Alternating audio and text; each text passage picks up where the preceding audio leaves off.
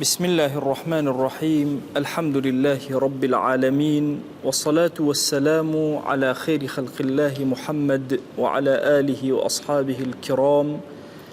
وتابعيهم بإحسان إلى يوم الدين. ربنا أرنا الحق حقا وارزقنا اتباعه وأرنا الباطل باطلا وارزقنا اجتنابه.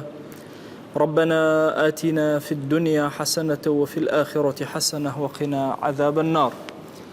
بەڕێزان و خۆشەویستانم لە خزمەت سێبەری تەفسیری سوورەتی التەوبەیە ژیان بەسەر ئەبەین. دیارە سەرەتای ئەم سوورەتە بەبێ بسم الله رب العالمین بەڕائەتی خۆی و پێغەمبەرەکەی صلی الله عليه وسلم بۆ هەموو ئەو عەهد و پەیمانانە کرد کە مشرکین لەگەڵ مشرکینە کرابوو. دواتر مۆڵەتی دانێ بە مەیلی خۆیان بەسەر زەویە بگەڕێن. ئەو ماوەیە کە 4 مانگ مۆڵەتی دانێ ئەگەر خۆیان ئامادە ئەکەن بۆ جەنگ با خۆیان ئامادەکەن، ئەگەر تەوبە ئەکەن و دیراسەی قورئانەکەن با دیراسەکەن. وەلحاڵ دەرگایەکی زۆر گەورەی بۆ کردنەوە کە لەم دەرگا گەورەیەوە بەرەولای خوا بێن جەلە جەلالوه. دواتریش لە حەجی ئەکبەرە لە ڕۆژی نەحرا و سەربڕینی حیوانەکانە بانگەوازی خوایی کرا لەسەر ئەوەی کە خوا جەلە جەلالوه لەگەڵ پێغەمبەرەکەی صلی الله عليه وسلم بەریئن لە هەرچی مشرکینە. فەرمووی ئەی مشرکان ئەگەر تەوبەکەن ئەوە بۆ ئێوە باشترە، ئەگەر پشتیشکەنەوە تەوبە نەکەن دڵنیابن لەوەی نەجاحەت ناهێن و سەر ناکەون. مژدە بدەن بە کافران بە عەزابێکی زۆر بە شدەت. تەنها ئەو کافرانی نەبێت کە ئێوە پەیمانتان لەگەڵا بەستون و ئەوانش پەیمانەکەیان نەشکاندووە و بە هیچ شێوازە دشتان نەبوون، ئەوە هەتا ئەو کاتەی مودەکەیان تەواو ئەبێت لەگەڵیان نابن. ئین الله يحب المتقین. ئەگەر مانگەکانی حەرام تەواو بوون فاقتلوا المشركين حيث وجدتموهم. کافران و مشرکان لەکوێ پێیان گەیشتن بیان کوژن، وخذوهم یان بیان گرن و ئەسیریان کەن. ئەگەر جەنگیشیان نەکرد هەر لە شوێنێکامانەوە وەحصروهم ئەوە دەورەیان لێ بگرن نەهێڵن دەرچن. وەقعودوا لەهم كل مەرصەد. هەر ئەوە نییە کە شوێنێکیان بۆ ئەمان کەیت و زەمانکەی، بەڵکو لە هەموو سەرسوچێکەوە وریابن لەگەڵیانە نەوەکو کۆبنەوە و هێرشتان بکەنە سەر. ئەگەر تەوبەیان کرد و نوێژیان جێبەجێ کرد و زەکاتیان جێبەجێ کرد لێیان گەڕێن، خوا غەفوور ڕەحیمە ئینشاءڵڵا خوا لێیان ئەبورێ. لە دوای هەموو ئەمانەش فەرمووی ئەگەر یەکێ لە مشرکین هات ئیستیجارەی کرد و داوای لێکردن کە مۆڵەتی بدەن ئیمان لەناو ئیماندارانە بمێنێتەوە هەتا گوێ لە کەلامی خوا بێ مۆڵەتی بدەن، دواتر بیگەێنەوە مەئەمەن و شوێنی خۆی هیچ ترسێکی لەسەر نەمێنێ، چونکە ئەوانە قەومێکن کە نازانن. مشرکین چۆن عەهدیان لای خوا پێغەمبەری خوا هەبێ صلی الله عليه وسلم کە ئەوان بە هیچ شێوازێک هیچ جۆرە عەهد و پەیمانێک ناخوێننەوە. نا ئەگەر ئەوان دەسەڵاتدار بن نەخزمایەتی نە عەهد و پەیمان لەگەڵ موسڵمان ناخوێننەوە. عەرزم کردن ئەم سوورەتە سوورەتی کافر ناسیە، منافق ناسیە. پێت ئەناسێنێ کە منافق و کافر و مشریک هیچ عەهد و پەیمانە لەگەڵ تۆیان ناکە ئەگەر دەسەڵاتی. وەگەر بێ دەسەڵات بوو زەلیل بوو لە بەرامبەرتا یان کەمی نەبوو لە هەر شوێنێکە زۆر ڕێزی لێ ئەگرێ، کە زۆری نەبوو بۆ خاوەنی دەسەڵات ئیتر بە هیچ شێوازێ مەجال و نەفەسی تۆ نادا. ئەگەر بە زمانیش تۆ ڕازی بکە یڕضونەکم بئەفواهیم وتەئەبا قولوبهم، دڵیان دژ بە ئێوەیە وەئەکثەڕوهم فاسقون، زۆرینەی ئەوان فاسقن و تەنانەت لە ڕێی خۆشیان لایان داوە کە ڕێبازێکدا ئەنێن ڕێبازێکی کوفری لە ڕێبازە کوفریەکەی خۆشیان لا ئەدەن. ئەمڕۆ ئەچینە خزمەت کۆمەڵی ئاياتی تری پیرۆز کە رب العالمین باسی عمومی کافران و بێدینانەکە. ئەفەرمێ اشتروا بآيات الله ثمنا قليلا. ئاياتی خوا لێرە مفەسرین ئەفەرمون مەبەستی لە ئیمانە، مەبەستی لە خودی قورئان نییە، چونکە ئەوان قورئانیان وەرنەگرت بوو هەتا وەکو مامەڵەی پێوە بکەن، خۆ لە ئەهلی دین نەبوون، مشریک بوون. بۆیە ئەفەرمێ اشتروا بآيات الله ثمنا قليلا. مەسەلەی شیراء لە قورئانە دیارە ئیمامی ئەسفەهانی لراغب أصفهاني لكتاب مفردات راغبي مفردات قرآن أفرمي المشتري دافع المثمن مشتري كامية أو يشتكى أبخشي ببرامبر أي بايعك أخذ الثمن أو يسمنك ورقله. طبعا دوشة هي هميشة أم دوشة لجي يكتر بكاريا وبتنهاج بكاريا وشي بيع من هي لقل شراء كاميان بمعنى كرينا وكاميان بمعنى فروشتنا هردو كان بمعنى كرينيا هردو كان بمعنى فروشتنيا أجر يقدانيان بكار هات أو بهردو معناك احتمالي أم واحتمالي أي شكا إلا مقر سياقك بيقور بونمونا عليه وشروه بثمن بخس أو أكتوان خاوني اشتكوا اشتكيان فروشت كأنما عليه بايعا وشروه بثمن بخس دراهم معدودة هاتن وكانوا فيه من الزاهدين. يوسف عليه السلام كاتك لنا بيرك درن هنا وبرديان بفروشتن خواخوان وبيان نزان كأما دوزيوانا توكسيكي بقولن حرة هاتن ببلا فروشتيان وشروه فروشتيان إما بيع لقل شراء كوابول ليرا بمعنى فروشتنية بينما هندي جار لهندي شويني ترى شراء بمعنى شيء بمعنى كريندي وتشتكى أكره بلام ليرا سيرة كي بمعنى شيء دفعي اشتكدت كلو بلكيان فروش بكومل الدرهمي كم إن الذين اشتروا الضلالة بالهدى أوانيك ضلالتيان كريوة بهداية أمان بعكسه أقاتن ليه هذا كان لشوين يكترى بكاريا أم دوشة بويا الليرة رب العالمين أفرمي اشتروا بآيات الله ثمنا قليلا. رحمتي خوله إمام الشعراوي أفرمي سبحان الله الليرة عليه اشتكى بعكسه أمان خواني هداية نبون هتا بيفروشن خواني نبون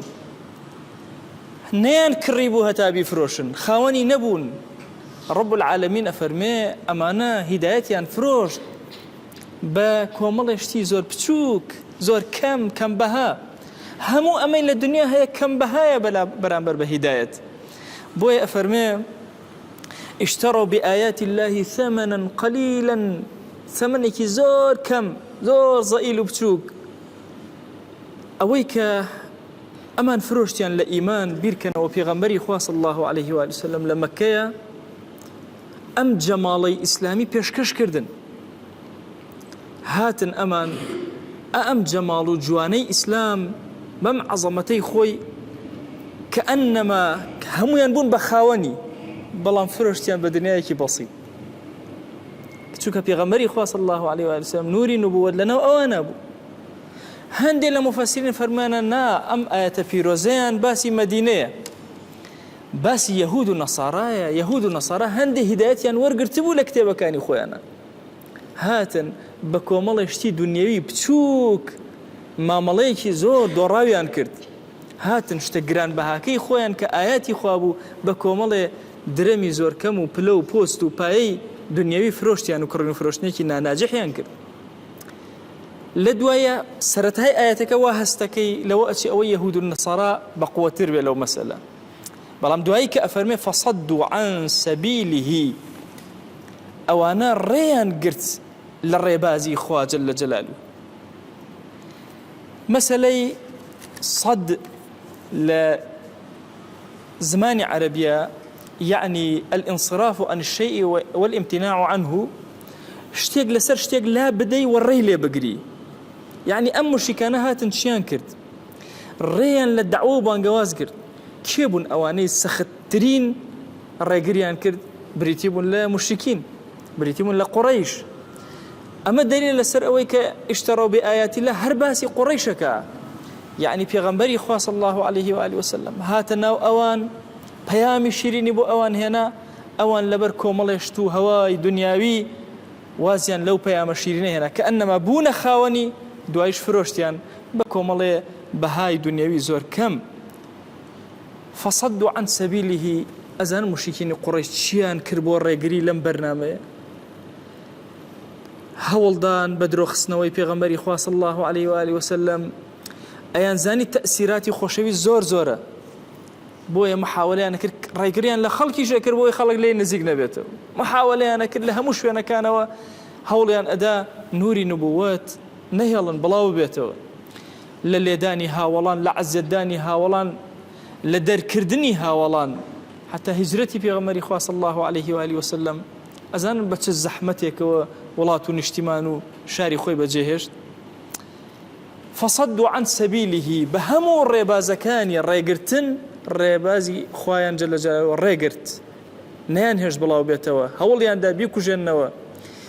إنهم ساء ما كانوا يعملون ئەوانە کارێکی زۆر ناپەسەند و خراپیان کرد وشەی يعملون و يفعلون لە قورئانە جیاوازیان زۆرە عمل طبعا سێ جۆر عمل هەیە لە زمانی عەرەبیە لە خزمەتتانە باسی کەم سێ جۆر عمل هەیە عملێک هەیە بە دڵ ئەکرێ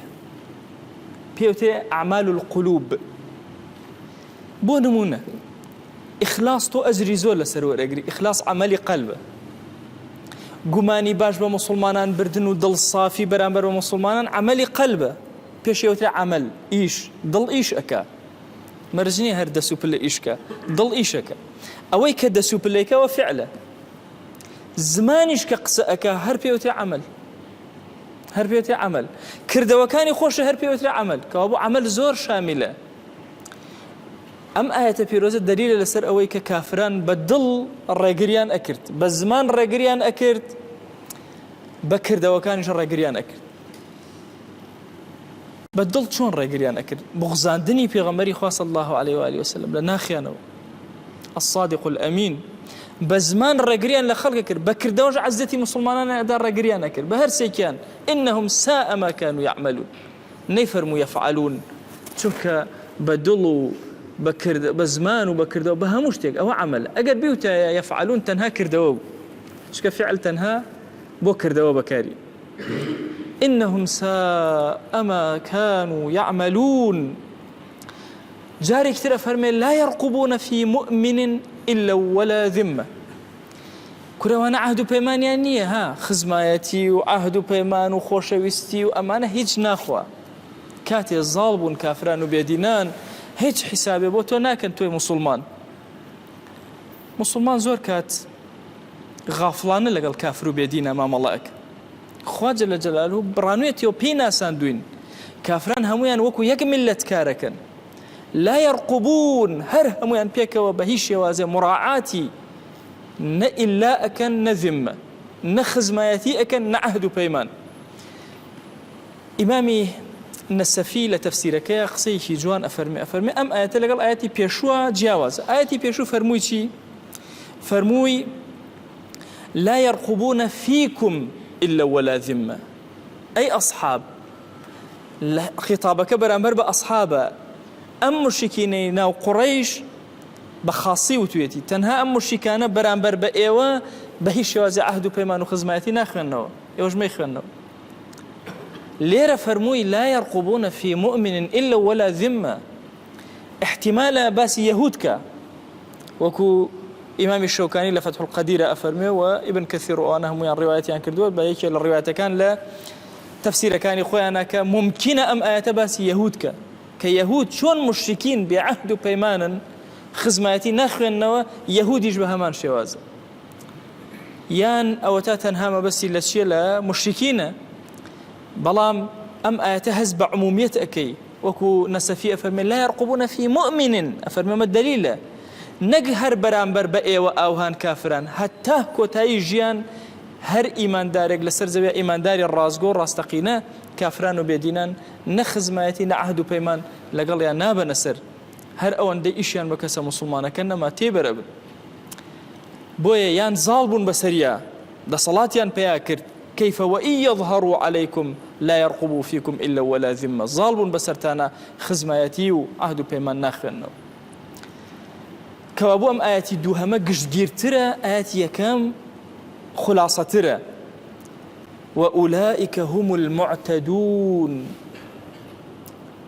خوا جل جلاله أفرمي أمانا تجاوز كرا ولا سريان معتد آقاتا ليه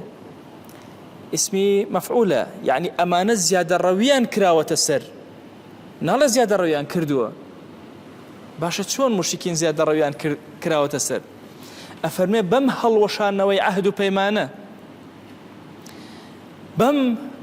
مامەڵە ناتەندروستی لەگەڵ موسڵمانانە ئەیکەن بەم ڕێگریە کە لە ئومەتی ئیسلامی ئەکەن لە سەبیلی خوای ئەکەن ئەوانە زوڵمیان یەکەم جا لە نەفسی خۆیان کردو خۆیان زاڵمن بەرامبەر بە خۆیان لاشەیان مەزلومە فکریان مەزلومە دواتر بەرامبەر بە موسڵمانان ظالمن و زیادە ڕەوی ئەکەن لە حەقی موسڵمانان بۆیە ئەفەرمێ وأولئك هم المعتدون ئەوانە اعتیدا کراوەتە سەر خۆیان زوڵمیان لە خۆیان کردووە لە نەفسی خۆیان ئەم هەموو خراپەی کافرانی وتووە هەمیشە سبحان الله سوورەتی بەراءە سوورەتی تەوبە یەکێ لەو سوورەتانەی زۆر ڕەخە بەرامبەر بە کافران بەڵام هەمیشە دەرگاکانیان بۆ ئەکاتەوە لە دوای هەموو ئەحکامێکە ئەهێنێ دەرگای تەوبە ئەکاتەوە حتا بۆ منافقینی شەر ئەو هەیە چکە عەرزم کردن ئەم سوورەتە سوورەتی کافرناسی و منافقناسی لە دوای ئەم هەموو ئەحکامانە کە ئەمانە ئاياتی خۆیان ئیمانیان زۆر بە سەمەنێکی بەخس فرۆشت ئەمانە ڕێگەیان لە سەبیلی خوا گرت کورە ئەمانە کاری زۆر خراپیان کرد بە دڵ بە زمان بەکردەوە کورە ئەمانە عەهد و پەیمان لەگەڵ موسڵمانان ناپارێزن نە خزمایەتی نە عەهد و پەیمان ناخوێننەوە کورە ئەمانە زاڵمن لەگەڵ نەفسی خۆیانە لەگەڵ ئەمانەشە خوا جل جلاله دەرگایان بۆ ئەکاتەوە فەرمێ فإن تابوا وأقاموا الصلاة وآتوا الزكاة فإخوانكم في الدين کورە هۆ ئیمان دارن ئەگاتان لێبێ ئەمانە ئەگەر چی مشریکن و ئێوە زۆر توندن بەرامبەریان و خوا ئەمری کردووە بە کوشتنیان و بە گرتنیان و بە حیسار خستنە سەریان بەڵام دەرگای تەوبەیان لێدا نەخراوە ئەگەر هات و تەوبەیان کرد نوێژەکانیان جێبەجێ کرد زەکاتەکانیان دا فإخوانكم في الدين ئەوانە ئیخوانی ئێوەن لە دینە دووشە هەیە لە قورئانی پیرۆزە وشەی ئیخوان و ئیخوە هەردووکیان جەمعن بۆ ئەخ برا دوو جەمعی هەیە ئیخوان لەگەڵ ئیخوە لە قورئانە کە بەکاریە ئیخوە بۆ برای حەقیقی بەکاریە ئیخوە بۆ برای حەقیقی بەکاریە ئیخوانیش بە زمانی کوردی پەتی بۆ برادەر بەکاریە برادەر با بچینە خزمەت سەرەتا مفردەکە سورة بقرة فرمى كتب عليكم القصاص في القتلى الحر بالحر والعبد بالعبد والأنثى بالأنثى دواء أما أفرمى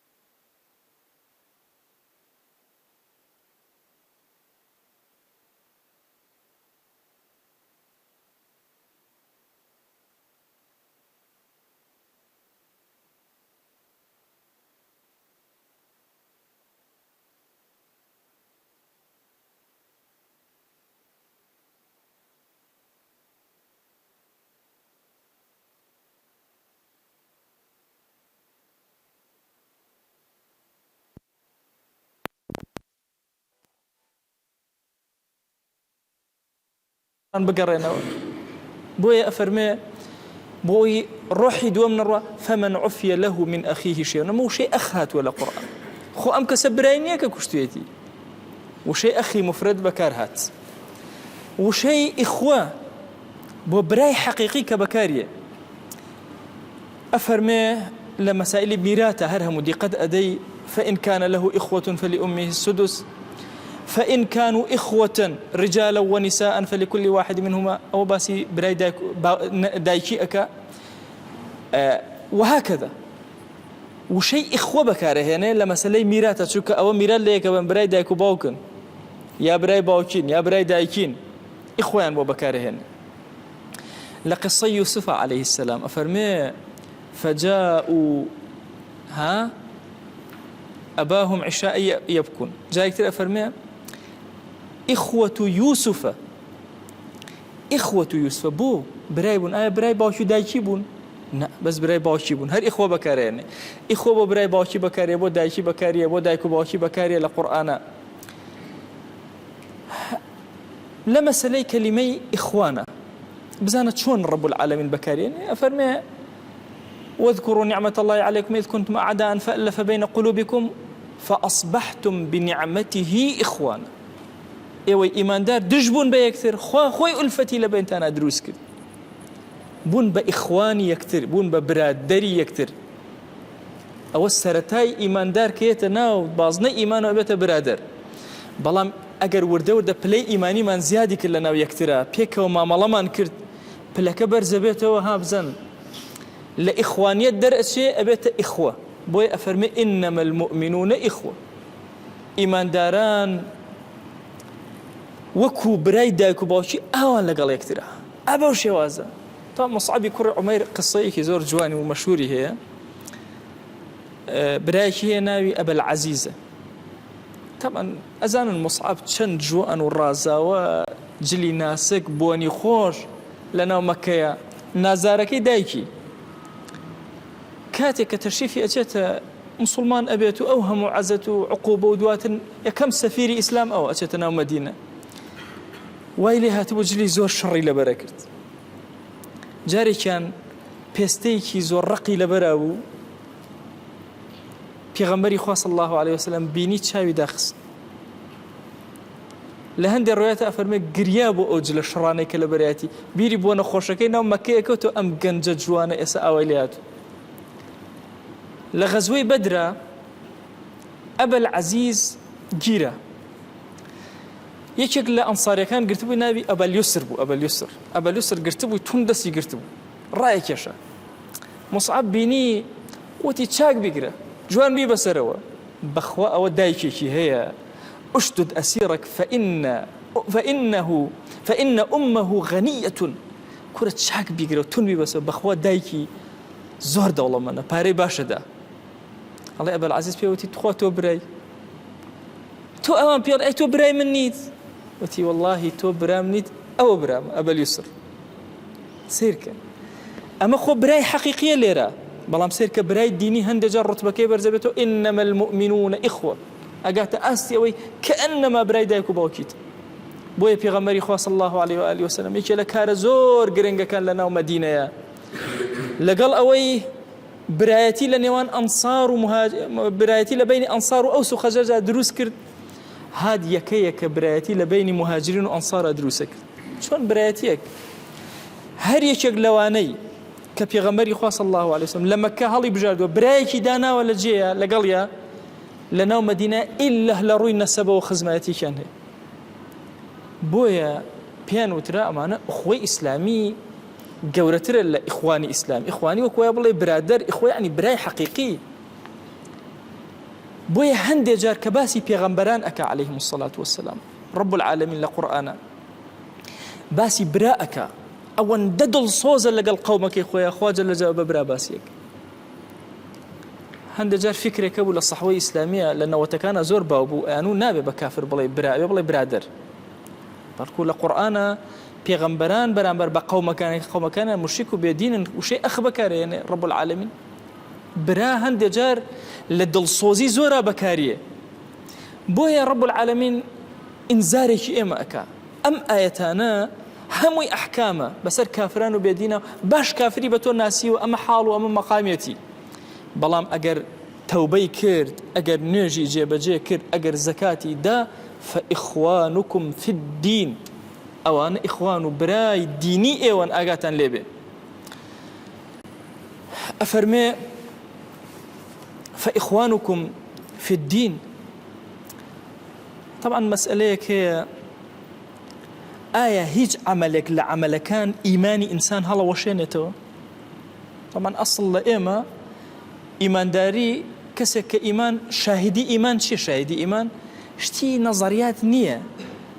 شاهدی ئیمان ئەم کەسە تەوبەکارە، نوێژەکە، زەکات ئەدا، فەشهەدوا لەهو بالئیمان، تەواو شاهدی ئیمانی بۆ ئەدەی. طبعا گەورەترین کێشەی ئومەتی ئیسلامی لە هەموو زەمانەکانە لە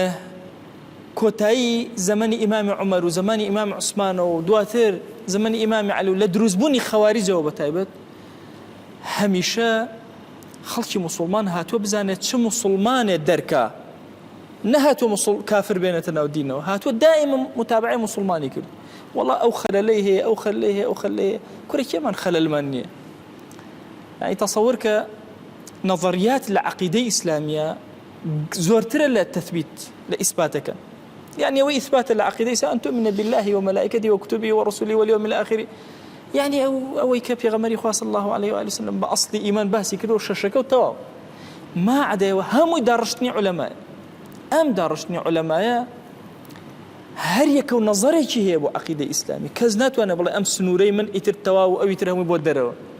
هر کاتی امت وای کرد به همیشه لفشله و طبعا دو زمن بسر امتها هاتو بدرجه میجو 1000 سال هند جل النصرة ابوه قد فروقات نخندوتو هاي بير كانوا صلاح الدين ايوبي صوفيه اشعريه شافعيه هم عالم بدو جهاد كاتك روجي نصرته لم لا ترى للروجي كوتنا همش تكان يكتري اخندوتو شكبو شدنا بو بي مشغول بيكو استش او هاي زمانی شیخی گیلانی شروع بود حیاتی شیخی گیلانی بخوانەوە ئەمڕۆ چۆنە بالضبط ئەوە مسلمانان هەموو خەریکی یەکترن چونکە کافریان لێونە بۆیە زۆر حەزمە کردم سوورەتە هەڵبژێرم کافرناسی کورە تۆ کافر نەبینی خەریکی چیت دائما دوور مسلمان ئەبینێ جاری تر عەرزم کردوون مەولانە ئەفەرمێ سەگ بە سەگەتی خۆی ئەگەر بەردێکی تێگری پەلاماری بەردەکە نایە حەپە لەو کەسە ئەکا کە بەردەکەی تێگرتووە تێ ئەگا تێ ئەو ئەزانێ ئێمە کافران و بێدینان یەهود و نەسارا و مەجووس باش ئەزانین خەریکی چین ئەوان بەرد لە ئێمە ئەگرن ئێمە مەشغوڵ بوون بە بەردەکان وازمان لە ئەسڵەکە هێناوە کە ئەم سوورەتە ئەفەرمێ کافرناسی بێت جوان ئەمە بناسین بزانین دەی ئەم یاسایە کە بۆ تۆ داڕێژراوە فئین تابوا وأقاموا الصلاة فإخوانكم في الدين کەسێک کە برای توێ لە دینە تۆ ناتوانێ بکەیتە دەرەوە نوێژەکە چۆن نەیکەیتە دەرەوە بچی یاسا قاعیدەیەک بۆیە عولەما ئەو هەموو ئەعذارانەیان هێناوەتەوە حتا عذر بە ئیجتیهاد کە ڕەحمەتی خوا لە ئیبن تەیمیە بە باسی ئەکە بە تەفسیل لە قەواعید و تەکفیرەکان ڕەمەزان باسم کردووە ئەتوان لە یوتیوب و ئەوانە بگەڕێنەوە سەری کە فإخوانكم في الدين ئەم کەسە تەوبەی کردووە ئیماندارە نوێژەکە زەکات دەدات تەواو فإخوانكم في الدين ئێمە بۆمان نییە تەفتیشی دڵی خەڵک کەین 300 ئەوەندە منافق لەناو مەدینە پێغەمبەری خوا صلی الله عليه وسلم یەک دانانی نەکوشت قسەشی نەکرد تەنها حوزەیفەی زانی کێن کورانە مزگەوتی زێڕاریان دروست کرد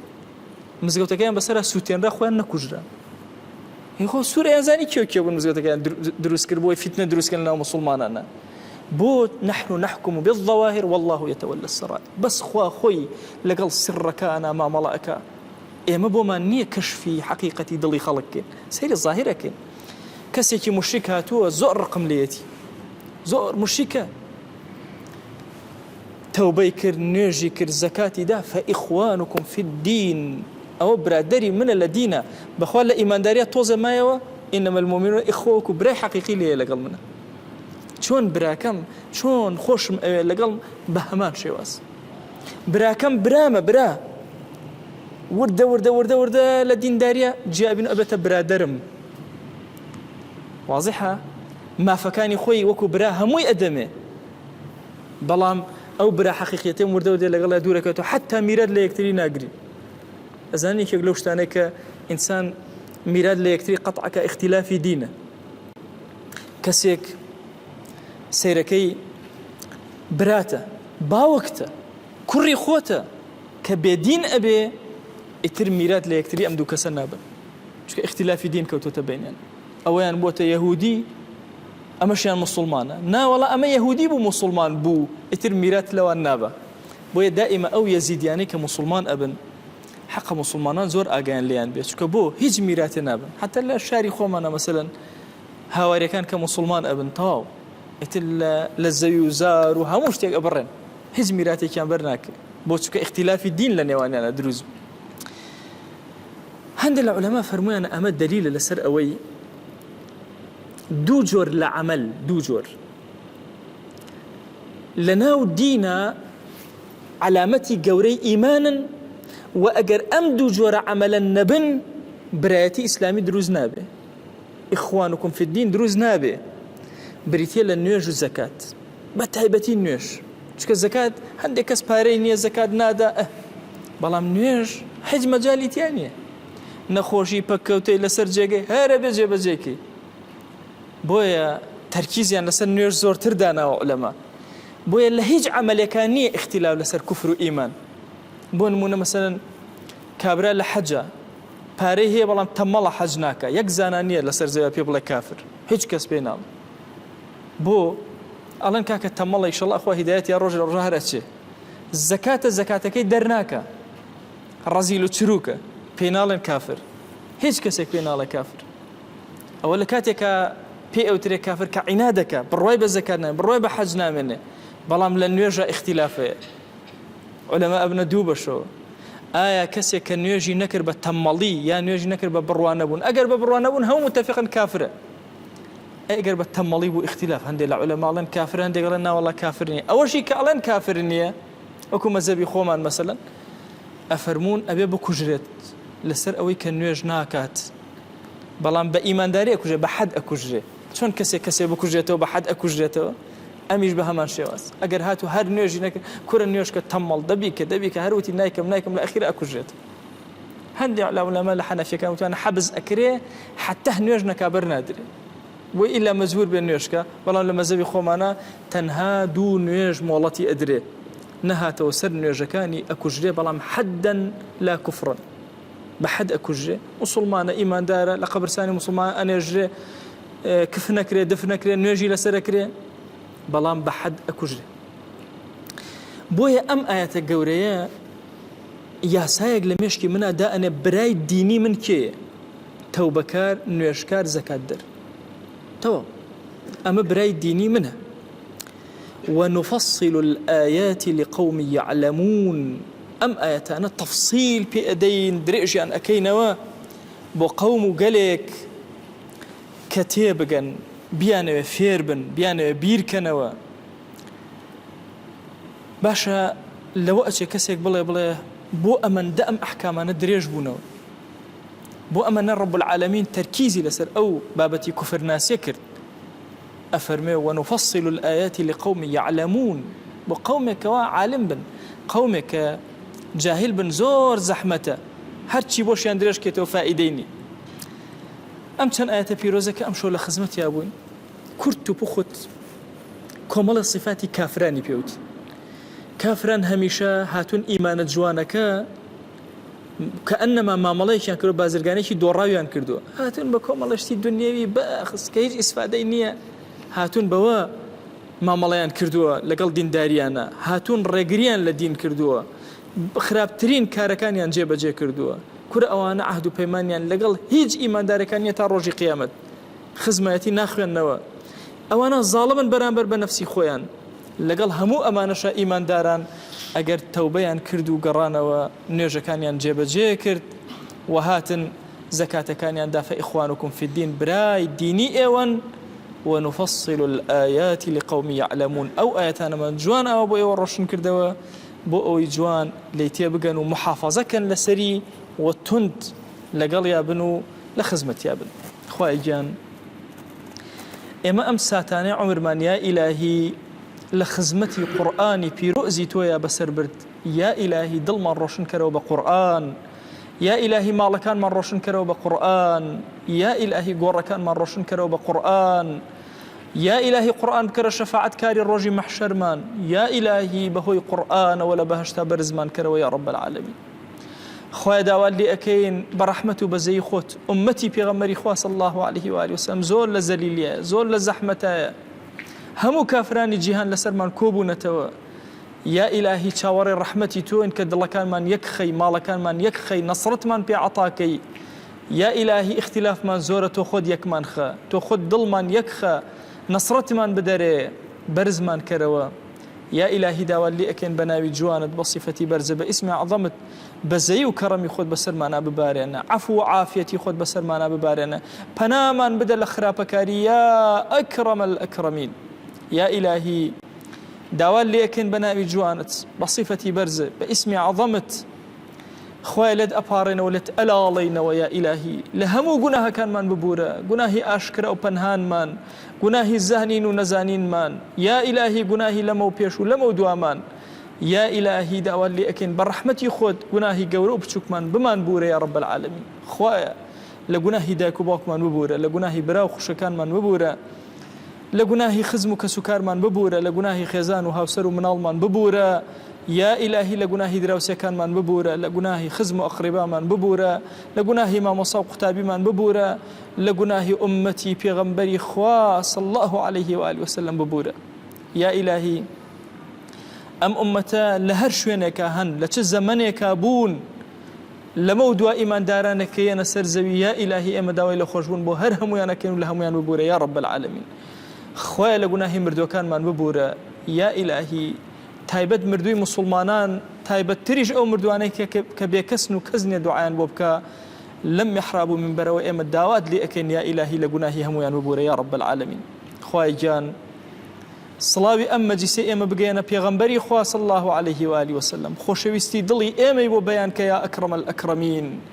یا ئیلاهی یەک ناومان لە خزمەتیا بێنە یا رب العالمین خوایە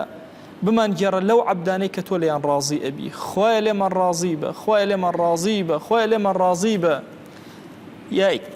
یا ئیلاهی چاکەکانی ئەم دنیامان پێ عەتاکە چاکەکانی ئەو دنیامان پێ عەتاکە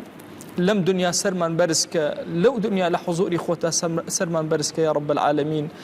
آمین آمین والحمد لله رب العالمين وصلى الله على سيدنا محمد وعلى آله وصحبه وسلم تسليما كثيرا أبدا إلى يوم الدين خواهي قول لقناه منشي أجو بوري خواهي من قبولك سبين عصر إن شاء الله ليرة كتابي